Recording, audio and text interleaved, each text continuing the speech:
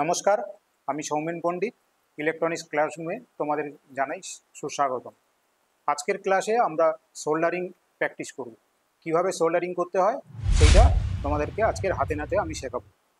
তো প্রথমে একটুখানি আগে বলে নিই যে আমরা সোল্ডার করি কেন। সোল্ডার এই কারণেই করি যে দুটো ইলেকট্রনিক্স কম্পোনেন্টের মধ্যে কানেকশান যাতে রিজিডলি হয়, তো সেই জন্য আমরা সোল্ডারিং করি।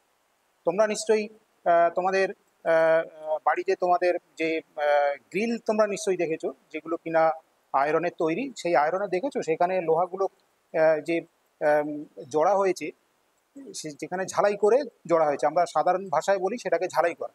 তো আজকের আমরা এখানে ইলেকট্রনিক্সে কি করব না, দুটো কম্পোনেন্টের মধ্যে একটা কানেকশন এস্টাবলিশ করবো। এই কানেকশন করার উদ্দেশ্য কি, আমরা সোল্ডারিং না করে এমনি তার জুড়ে দিতে পারতাম, কিন্তু জুড়লে কি হবে, যে সার্কিট যখন বড় হবে তখন এই কানেকশনটা কিন্তু অনেকগুলো কানেকশন হয়ে যাবে, এবং সেগুলোকে নর্মালি যদি আমরা হাতে টুইস্টিং করে লিডগুলোকে জুড়ে দিই তাহলে সেই কানেকশন পার্মানেন্ট হবে না, পার্মানেন্টলি হবে না। এবং যখন সার্কিটটাকে এক জায়গা থেকে আরেক জায়গায় ট্রান্সপোর্ট করব, নিয়ে যাব, তখন কি হবে, যে সার্কিটটার মধ্যে একটা লুজ কানেকশন হয়ে যাবে এবং সার্কিট ম্যাল ফাংশন করবে। সেই জন্যে আমাদের পার্মানেন্টলি এমনভাবে কানেকশন করতে হবে যাতে করে সার্কিটকে যখন এক জায়গা থেকে আরেক জায়গায় মুভমেন্ট করব, তাদের মধ্যে যেন কোনো রকমভাবে কোনো লুজ কানেকশন না হয়, কোনো ভাইব্রেশনের জন্য যেন কোনো রকমভাবে লুজ কানেকশন না হয়, এবং সার্কিট যাতে করে রিজিডলি, মানে সার্কিট যাতে কনফার্মলি যাতে কাজ করতে পারে।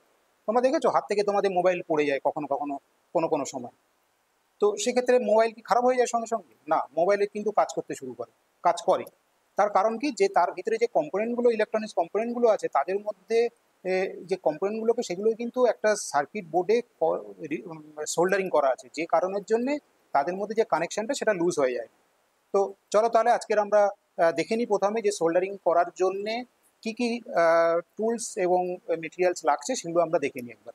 প্রথমে দেখো, এটা দেখাচ্ছি, এটা দেখো সোল্ডারিং আয়রন। আমরা এখানে 25 ওয়াটের একটা সোল্ডারিং আয়রন নিয়েছি।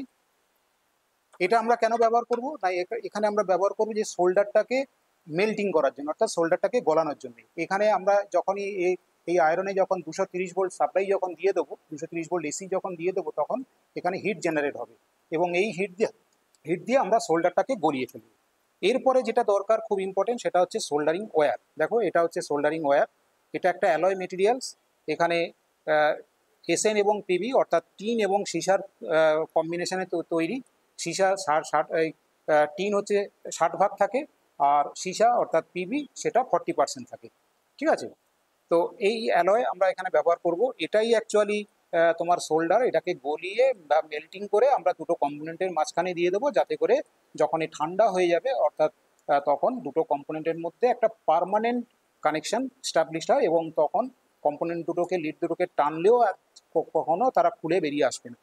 আচ্ছা, এরপরে আমাদের যেটা লাগবে সেটা হচ্ছে একটা স্ট্যান্ড লাগবে, যার উপরে রেখে আমরা সোল্ডারিংটা করবো। দেখো এটা হচ্ছে একটা সোল্ডারিং স্ট্যান্ড। ঠিক আছে?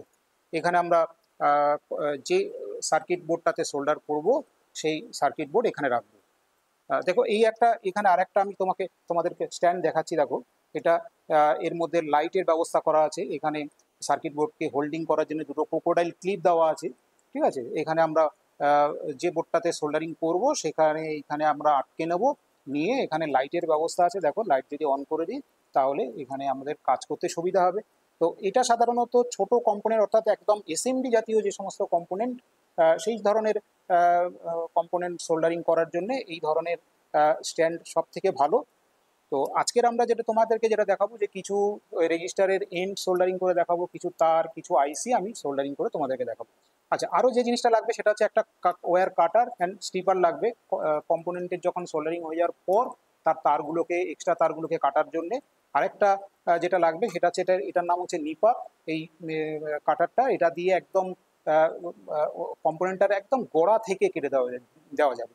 ঠিক আছে? সেই জন্য নিপার, এটা আরেকটা টুল, সেটা আমরা ব্যবহার করতে পারি। আর লাগবে আমাদের টুইজার। এই টুইজার কম্পোনেন্টকে ধরার জন্য টুইজার লাগবে, কেননা কম্পোনেন্টে যখন আমরা সোল্ডারিং করব তখন যেহেতু হিট ট্রান্সফার হবে, কম্পোনেন্ট গরম হয়ে যাবে, সেই জন্য টুইজার আমরা তখন ব্যবহার করব।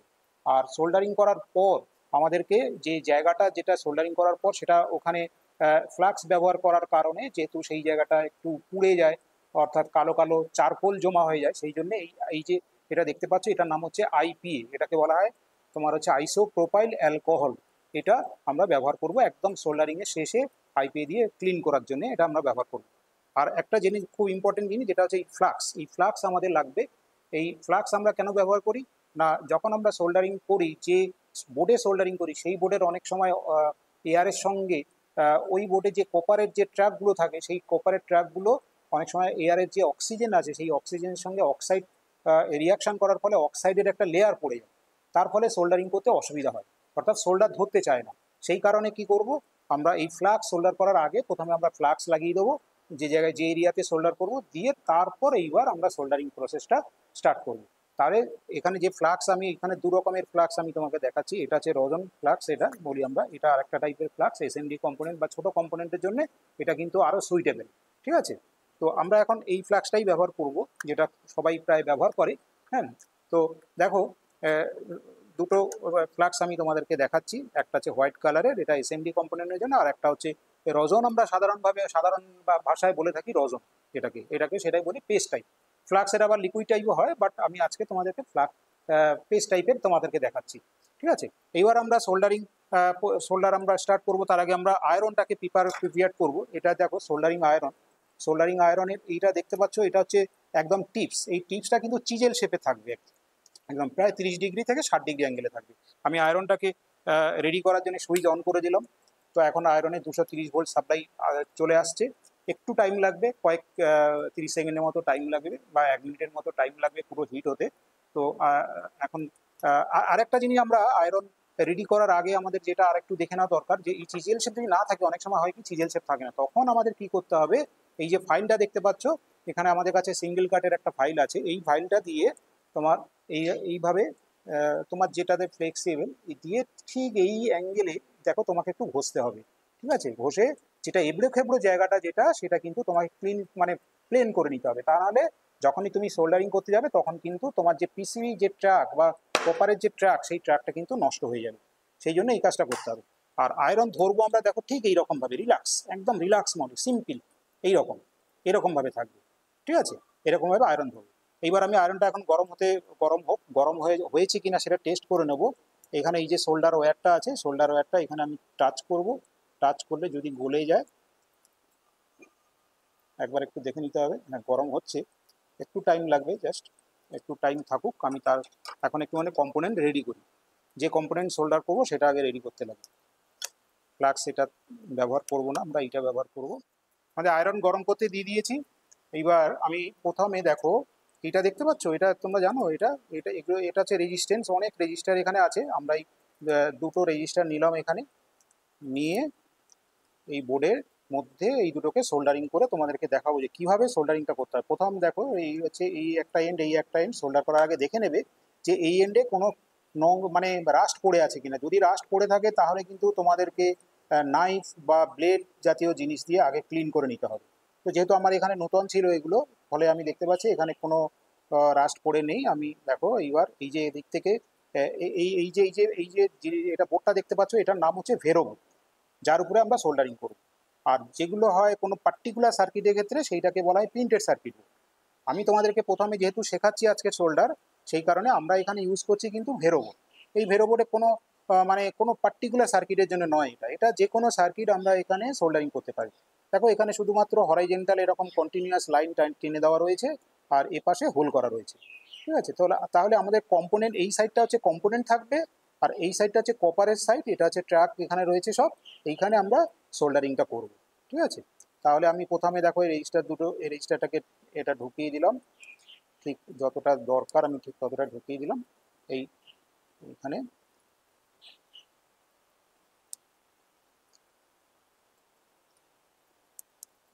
এখানে দেখো এই একটা রেজিস্টারকে ঢুকিয়ে দিলাম, আর একটা রেজিস্টারকে এই পাশে ঢুকিয়ে দিলাম। এবার আমরা তারপরে ঢুকিয়ে দেওয়ার পর সোল্ডারিং করব। তাহলে এটা হচ্ছে কম্পোনেন্ট সাইড। এখানে আমি এই সাইডে সমস্ত কম্পোনেন্টগুলো, তাদের লিডগুলো ঢুকিয়ে দিতে হবে। ঢুকিয়ে দেওয়ার পর এইবার উল্টো দিকে আমরা সোল্ডারিং করব। এই সোল্ডারিং করার সময় দেখো এই যে স্ট্যান্ড যেটা বলছিলাম না, এখানে স্ট্যান্ডটা লাগবে, এইবার স্ট্যান্ডের দরকার পড়বে। তাহলে আমরা কি করছি দেখো, স্ট্যান্ডে আটকে দিচ্ছি বোর্ডটাকে। ঠিক আছে, এটা হচ্ছে মেটালে, এখানে ম্যাগনেটিক প্রপার্টি রয়েছে, যে কারণে এখানে খাঁজে ঢুকিয়ে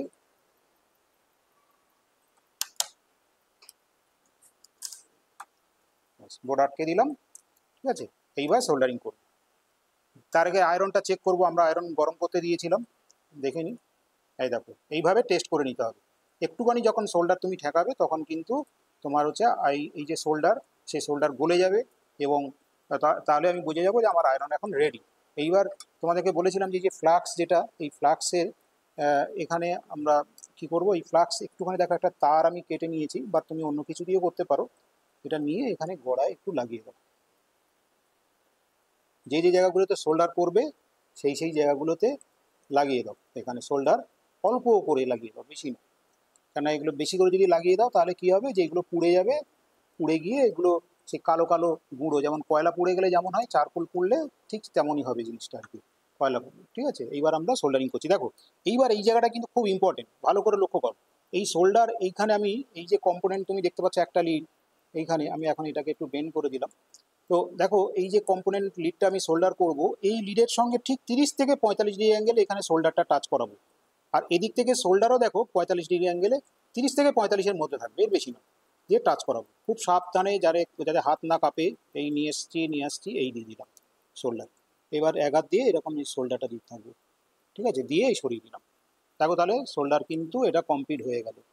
শোল্ডার তোমার হচ্ছে চারিদিক থেকে ছড়িয়ে পড়বে, মানে শোল্ডার হচ্ছে গুড শোল্ডার সেটাই হবে যেখানে তোমার এই কম্পোনেন্টের এইখানে যে দেখো চারিপাশে এই যে যে কপারের ট্রাক আর এদিকে যে কম্পোনেন্ট বেরিয়ে গিয়েছে, দেখো এই এই এই যে টার্মিনালটা উঁচু হয়ে আছে তার চারিদিক থেকে শোল্ডার পড়ে গিয়েছে, তাহলে এটা কিন্তু ঠিক আছে। এরকমই হতে হবে, এক সাইডে শোল্ডার পড়বে আরেক সাইডে পড়বে না, সেটা কিন্তু চলবে না। তাহলে কিন্তু সেক্ষেত্রে পরবর্তী সময় অন্য সময় সার্কিট কিন্তু ম্যাল ফাংশন করবে, অর্থাৎ কানেকশন কিন্তু ঠিকঠাক হবে না। আচ্ছা, এই লিডটা হয়ে গেল। এবার নেক্সট লিডটা আমি আবার করে দেখাচ্ছি তোমাদেরকে। দেখো এখানে লক্ষ্য রাখো, এখানে দেখো আবার এই হয়ে গেল, সরিয়ে দিলাম। ঠিক আছে, যদি দেখো যে ঠিকঠাক হয়নি তাহলে আরেকবার, খুব কম সময় কম্পোনেন্টের কিন্তু বেশিক্ষণ কিন্তু এখানে রাখা যাবে না। ঠিক আছে, কেন বেশিক্ষণ রাখলে কিন্তু কম্পোনেন্টটা নষ্ট হয়ে যাবে। তাহলে প্রসিডিওরটা দেখো, এবার নেক্সট আমি ওই এই ধারের যে লিড দুটো আছে সেগুলোতে শোল্ডার করব। তাহলে শোল্ডার করার সময় আবার একবার লক্ষ্য রাখো আমি কিভাবে করছি। প্রথমে যেটা করব যে এই আয়রনটাকে নিয়ে যাব যেখানে কিনা এই কম্পোনেন্টের লিডটা আছে, আর এই দিক থেকে শোল্ডার নিয়ে যাব, নিয়ে গিয়ে 30 থেকে 45 ডিগ্রি অ্যাঙ্গেলের মধ্যে আমার থাকবে অ্যাঙ্গেলটা। দু হাতে এখানে আয়রন ঠেকাবো এবং কুইকলি তাড়াতাড়ি এই দিক থেকে শোল্ডার ঠেলে দেবো। তাহলে শোল্ডার এখানে লেগে যাবে বোর্ডের গায়ে, যেই না লেগে যাবে আমি সঙ্গে সঙ্গে ছেড়ে দেবো, ব্যাস। তাহলে দেখো এখানে শোল্ডার কিন্তু এই কানেকশান, এই যে লিডটার চারিপাশে ছড়িয়ে গেল, এখন কানেকশান হয়ে গেল এটাতে। কিন্তু এইবার যেহেতু শোল্ডার যে যখন লিকুইড হয়েছিল, এবার দেখো সলিড হয়ে গিয়েছে। এবার তুমি যদি টানো ওদেরকে ওই কম্পোনেন্টগুলোকে, তাহলে কিন্তু ও কিন্তু বেরিয়ে আসবে, অর্থাৎ পার্মানেন্ট কানেকশান হয়ে গেল। ঠিক আছে, একটা কাজ করি, এই লিডটাতে শোল্ডার করতে যাওয়ার আগে তোমাদেরকে একটা কাজ করি, একটু কেটে নিই লিডগুলোকে, কেটে নিই যাতে করে আমার গার্ড না হয়ে যায়। তাহলে দেখো এই নিপারও ব্যবহার করতে পারি, অথবা আমি কাটার ব্যবহার করি। কিন্তু নিপার দিয়ে কি হয়, নিপারের একটা অ্যাডভান্টেজ আছে, একদম গোড়া থেকে পুরো এই কেটে দেওয়া যায়। দেখো কাটছি, দেখো ধরলাম, ধরে এই প্রেস করলাম, তাহলে লিড কেটে গেল এক্সট্রা। এই লিডগুলোকে কিন্তু একটা জায়গায় তোমাকে রাখতে হবে, এগুলো যেখানে সেখানে রাখলে কিন্তু বিপদ বেড়ে যাবে, অর্থাৎ পায়ে এ হয়ে যেতে পারে। সেই জন্য একটা তোমার একটা কন্টেনার থাকবে, গার্বেজ কন্টেনার, সেখানে রাখতে হবে। এটা কিন্তু তোমাকে অবশ্যই খেয়াল রাখতে হবে। তাহলে এটাকেও কেটে এই রেখে দিলাম। এবার নেক্সট এইটা যেটা বাকি আছে, এখানে শোল্ডার করছি। ভালো করে আবার লক্ষ্য করো, শোল্ডার একটা কথা বলি, দেখো শোল্ডার হচ্ছে তোমার মানে হাতের লেখার মতো। আমরা হাতে লেখা প্র্যাকটিস করি না, হাতে লেখা বলো তো, আমাদের হাতে লেখা কি একদিনে আমরা অর্জন করতে পারি? যে হাতে লেখা এখন আমি লিখছি, এইটা অর্জন করতে আমরা ছোটবেলা থেকে প্র্যাকটিস করি। ঠিক শোল্ডার হচ্ছে একেবারে কিন্তু ঠিক সেম জিনিসটা, যেটাতে আমরা হাতের লেখা প্র্যাকটিস করি। তো হাতে লেখা প্র্যাকটিস করার মতো, মানে বারবার সোল্ডারিং করতে হবে। আমরা যখন তোমাদেরকে সোল্ডারিং করতে দিই, তোমরা দুটো চারটে সোল্ডার করে আমাদেরকে দেখাতে আসো, স্যার হয়ে গেছে দেখুন স্যার, এই দিয়ে তোমরা ছেড়ে দিবে। কিন্তু এটা একেবারেই ঠিক নয়, প্রত্যেক দিন এসে অন্তত একবার দুবার করে সোল্ডার প্র্যাকটিস করবে। কেননা সোল্ডার হচ্ছে বিরাট একটা আর্ট। এই সোল্ডার তুমি যদি শিখে যাও তাহলে কিন্তু তুমি ইলেকট্রনিক্সের অনেকটা পথ এগিয়ে গেলে। ম্যাক্সিমাম টেকনিশিয়ানরা সোল্ডার কিন্তু করতে পারে না। তো সোল্ডার করতে পারে না কারণ তারা প্র্যাকটিস করে না। তারা একবার দুবার করলো, ক্লাসের প্রথম এদিকে একবার করলো, ব্যাস ছেড়ে দিল। আচ্ছা ঠিক আছে, তাহলে এই কথা বলতে বলতে এখানে আমরা একটা শোল্ডার কমপ্লিট করে নিই। আবার দেখো আসছি, আয়রনটা ঠিক 30 থেকে 45 ডিগ্রির মধ্যে থাকবে, এই লিডের গায়ে টাচ করালাম আর এদিক থেকে শোল্ডার ঠেলছি। দেখো যদি মনে করো যে শোল্ডার হয়নি তাহলে আরেকবার করে, কিন্তু এই টাইমটা বেশিক্ষণ নেওয়া যাবে না, এটা মাথায় রাখবে। ঠিক আছে, এইবার আমি ভালো শোল্ডার আর খারাপ শোল্ডার কি করে বুঝবো? তো আমার লিড তবে শোল্ডার হয়ে গেল, এইবার আমি কেটে দিলাম এক্সট্রা লিড। এখন কথা হচ্ছে যে আমি ভালো না খারাপ সেটা কি করে বুঝবো? নিশ্চয়ই তুমি শোল্ডার করার পর তুমি তোমার স্যারের কাছে যাবে, নিয়ে যাবে বোর্ডটা, স্যার দেখে তোমাকে বলবেন যে ভালো হয়েছে না খারাপ হয়েছে। কিন্তু তোমারও একটা নিজের বোঝা উচিত যে মানে যে সোল্ডারটা ঠিক হয়েছে কিনা স্যারের কাছে যাওয়ার আগে। যদি মনে করো যে ঠিক হয়নি, তাহলে তুমি কিন্তু সেটা বুঝে নেবে। দেখো এখানে আমি তোমাদেরকে একটা ছবি দেখাচ্ছি। সোল্ডার সেটাই হবে যেটা কোণ, তোমার শঙ্কু দেখেছো? সোল্ডার করার পর এই ঠিক এরকম কোণের মতো আসবে, মানে সোল্ডারটা চারিদিক থেকে কম্পোনেন্টের এরকম কোণের মতো ঢেলে হয়ে যাবে। তো এইরকম নয়, আমার হাতেটা দেখো এইরকম কখনোই নয়, এইরকম ধার এরকম। তাহলে এখানে এই ছবিতে দেখো, এই ছবিতে দেখো এই যে শোল্ডারটা এটা টিক মারা আছে, মানে এটা কিন্তু ঠিক এই শোল্ডারটা, ঠিক আছে। আবার দেখো এইখানে একটা শোল্ডার দেখানো আছে কি চারিদিকে কিন্তু শোল্ডার পড়েনি এই জায়গাটা, মানে এক সাইডে পড়েছে আর এক সাইডে পড়েনি, তাহলে এটা কিন্তু ঠিক শোল্ডার না। এটা কিন্তু তোমার টেম্পোরারিলি হয়তো কানেকশন হয়ে যাবে, কিন্তু 1 বছর 2 বছর পর কিন্তু সার্কিটে সমস্যা আসতে পারে, ড্রাই শোল্ডার হয়ে যেতে পারে। আমরা শোল্ডার করতে গিয়ে একটা বিরাট আমরা সমস্যায় পড়ি, ড্রাই শোল্ডার পড়ে থাকি, ড্রাই শোল্ডার হয়ে গিয়েছে। কি ড্রাই শোল্ডারটা?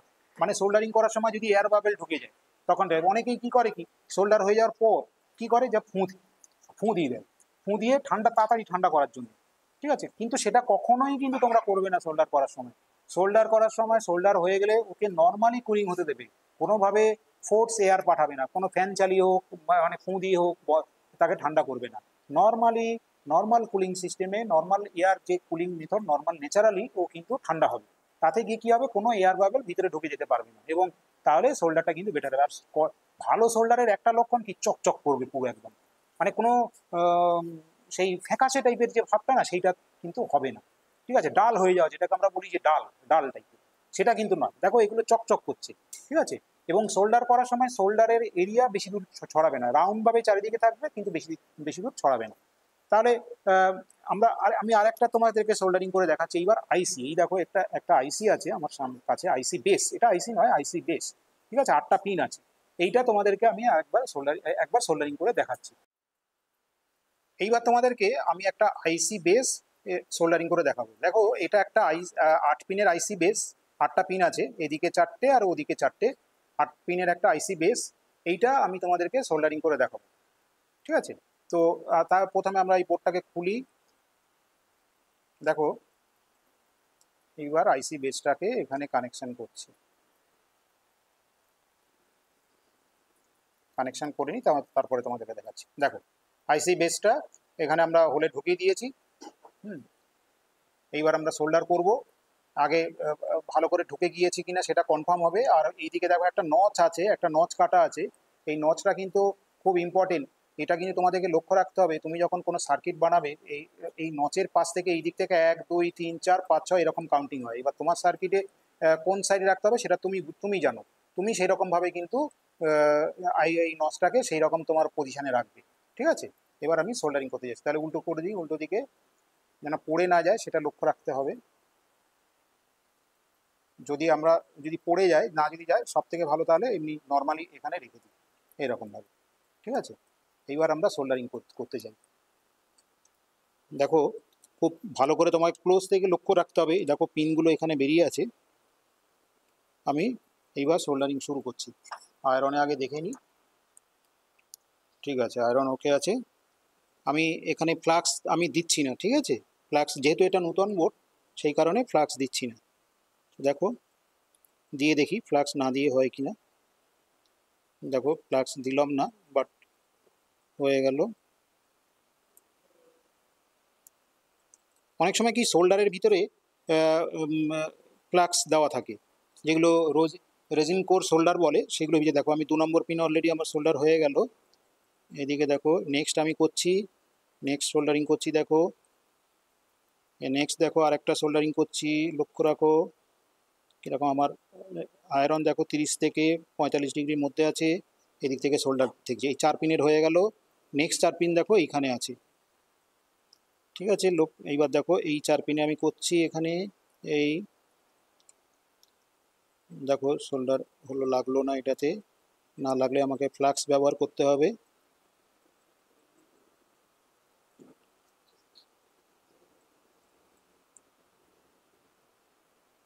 হয়ে গেছে সোল্ডার। নেক্সট পিনটাতে করছি।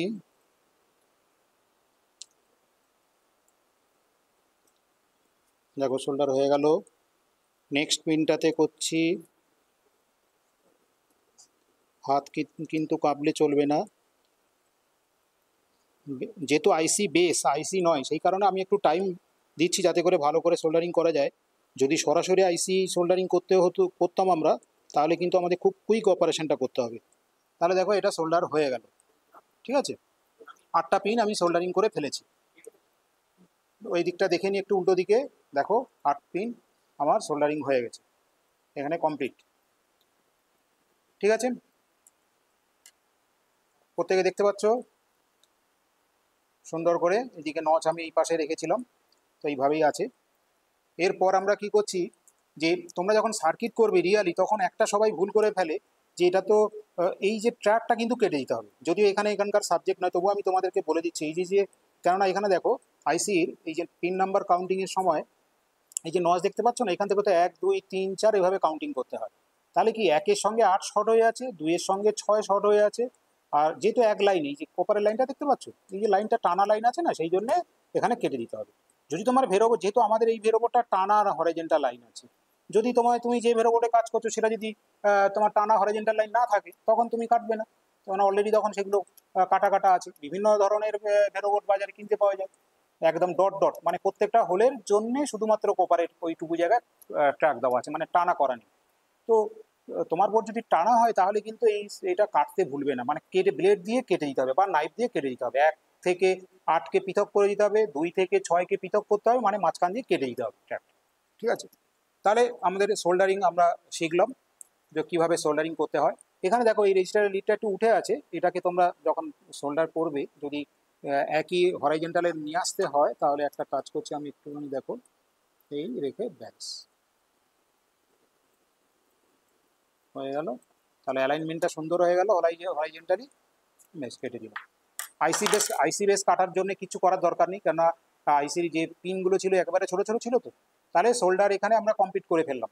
এইবার দেখো কি কি প্রিকশন, এটা কিন্তু তোমাদের মাথায় রাখতে হবে যে সোল্ডার, এখানে দেখো তোমার কাছে আয়রন আছে, এটা কিন্তু হিট হচ্ছে, তাহলে এটা আমি কিভাবে রাখবো, এটাকে কিন্তু খুব সাবধানে হ্যান্ডেলিং করতে হবে, তা নাহলে আমরা এখান থেকে আমরা মানে যে কোনো মুহূর্তে অ্যাক্সিডেন্ট হয়ে যেতে পারে। কী হবে, সবসময় ডান দিকে সোল্ডারিং আয়রন থাকবে, আয়রনটাকে স্ট্যান্ডের উপর রাখতে হবে, অনেকে স্ট্যান্ড ব্যবহার করে না সাধারণভাবে করতে গিয়ে, তখন সেক্ষেত্রে কি করবে, অবশ্যই একটা আয়রন প্লেট আলাদা রাখবে, যেটাতে উপরে কোনো ইনসুলেশন দেওয়া নেই, কোনো পিভিসির ইনসুলেশন দেওয়া নেই, যাতে করে সেটা না গলে যেতে পারে।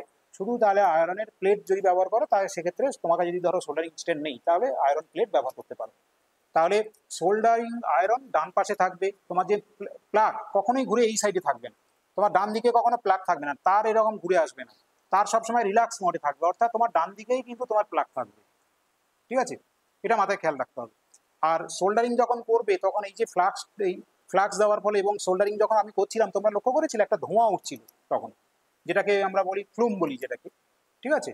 তো এইটাকে কিন্তু এই যে মানে ধোঁয়াটা যেটা উড়ে যাচ্ছিল, সেই ধোঁয়াটাকে কিন্তু তুমি কখনোই কাছে যাবে না, মানে মুখটাকে এমন রাখবে যে ধোঁয়া থেকে যেন একটু দূরে থাকে, বা এমন ঘর যদি হয় ভালো হয় যেখানে কিনা তোমার এক্সস্টেড ফ্যান দেওয়া রয়েছে, তাহলে কিন্তু সেটা কিন্তু আরো বেটার।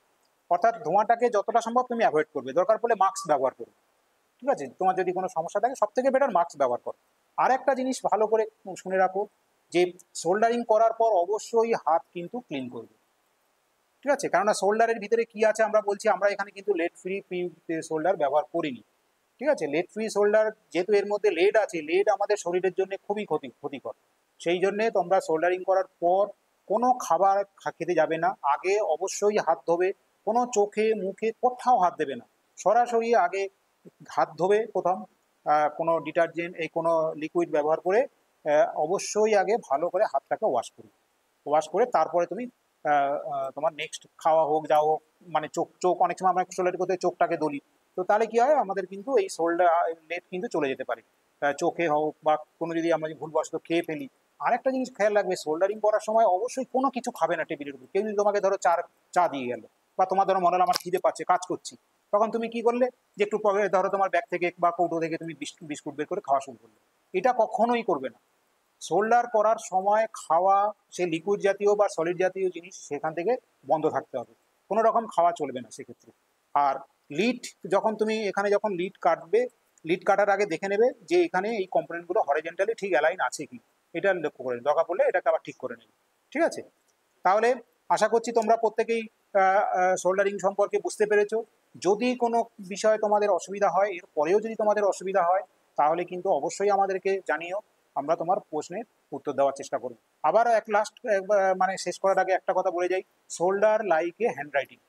তো শোল্ডার কিন্তু একদিনে আসবে না। একদিন তুমি 10টা করলে বলে তুমি মনে করলে যে আমি শোল্ডার শিখে গেলাম, এই ধারণা থেকে একবারে বেরিয়ে আসো। শোল্ডারিং প্রত্যেক দিন প্র্যাকটিস করবে, অন্তত সপ্তাহে, প্রত্যেক দিন না করতে পারো সপ্তাহে 3-4 দিন এসে তোমার ক্লাসে এসে ওয়ার্কশপে এসে প্র্যাকটিস করবে। এরকম বার থ্রু আউট দা তোমার কোর্স যতদিন ধরে চলবে সেই কোর্সে তুমি প্রায় প্র্যাকটিস করো, তাহলে দেখবে তুমি কিন্তু খুব সুন্দর শোল্ডারিং করতে পারছো। শোল্ডারিং না যদি তুমি শেখো তাহলে তুমি কোনো সার্ভিসিং এর কাজ করতে পারবে না, কোনো আইসি পাল্টাতে পারবে না, কোনো সার্ভিসিং করতে পারবে না। ঠিক আছে, তাহলে আজকের এই পর্যন্ত। নেক্সট ভিডিওর জন্য অপেক্ষা করো। ততক্ষণ পর্যন্ত তোমরা প্রত্যেকেই ভালো থাকো। ধন্যবাদ।